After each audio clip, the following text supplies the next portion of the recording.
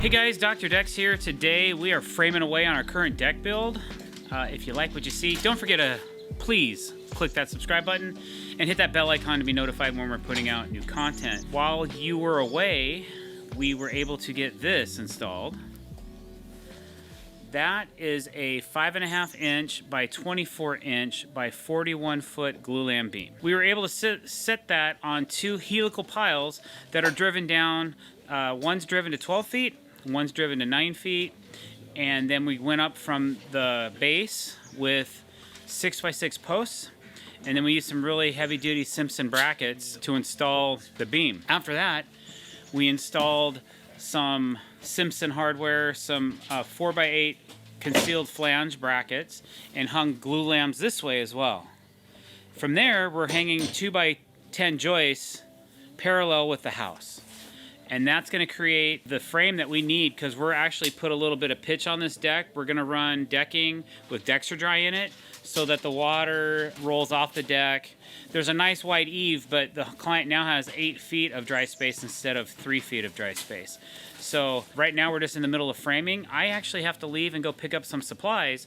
So the guys are going to sit here and finish framing up. We just had some issues with our air compressor. We got that resolved.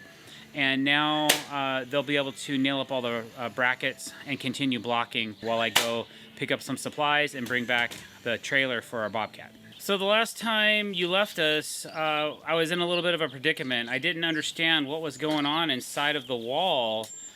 And so we took a vent apart so we could see inside. And what we found out was this house was built with web trusses for the floor joists instead of a standard TJI floor joist or traditional floor joist, which means there's a top and a bottom rail, and then there's like a scissor truss that goes top to bottom, a web truss, a scissor truss. And that's not real common when we come into these older homes. This home was built in 1980. So usually what I have at my disposal at the floor height is I have a 2x10 or a 2x12 that I can attach to. Or on this particular house, all there was these web joists and then an end plate. But those end plates are spaced out sporadically. Most of them are 16 inches apart, and it's a 3.5 inch web plate. So my centers were 19.5 inches. So for the first 30 screws I put in, I was missing that end of that web joist or that web truss. So I was freaking out a little bit because I can't hang an entire deck on the side of a house without having some substantial way to hold it up. Every single top screw is good. We hit a solid member. I was actually able to reach inside of the plywood and feel the top plate. So every single top screw is into the top plate.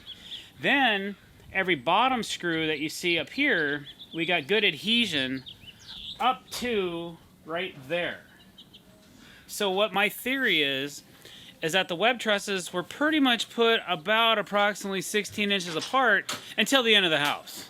And then it's like, who cares? We'll just put them wherever we want. And guess what? Then I got to go digging again. So what I did was I brought a stud finder to work today. I'm going to go inside the garage. I'm going to try to locate exactly where those web trusses are so I can finish installing some of my screws. I feel like on the very far end of the deck down there, I kind of have the same problem. Like, it's almost like they spaced everything out equally up to a certain point, and then B crew came in and just put the rest of them wherever they felt like it.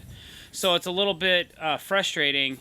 I don't think I have a problem with this deck ever falling or the ledger coming away from the house, because we have so many great fasteners into the top part of the plate. And I also know above these garage doors we have solid glulams.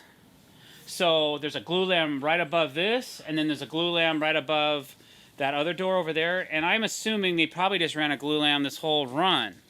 So we're gonna put some Simpson brackets on. We're gonna have to hang something down, probably gonna hang down right from our glulam beams up here and hang down a certain amount of inches, and I'm gonna install some safety mechanisms so that if there's an earthquake, that this will not fall away from the house. We'll be into some solid member. The whole house will have to fall. So we're gonna put 5 of those in, I think, as well. I think just for safety and just for overall being able to sleep at night. We got really good adhesion on top and bottom, but it's just an oddball layout. 19.5 inches on center. Who's done that before? You know, it's weird. So it's just something we're not used to. It's something that definitely, at first time, I've had some surprises. I've had houses built with TJI joists before that had no solid rim board, which was frustrating. We figured that out.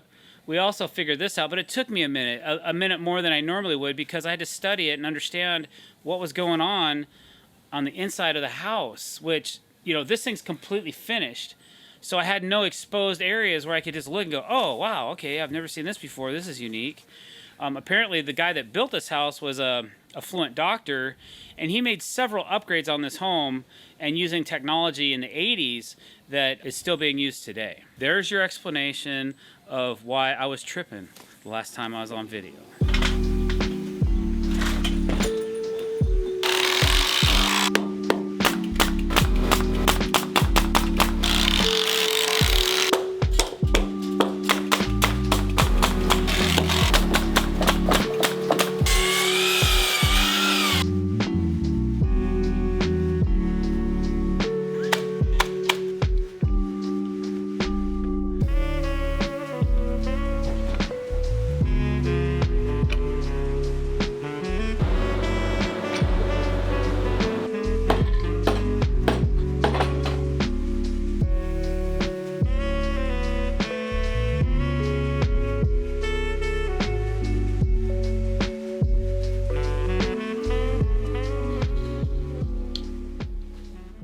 Alright guys, thanks for watching. I really appreciate it. If you enjoyed what we did today or what you saw on this awesome video, please click that subscribe button.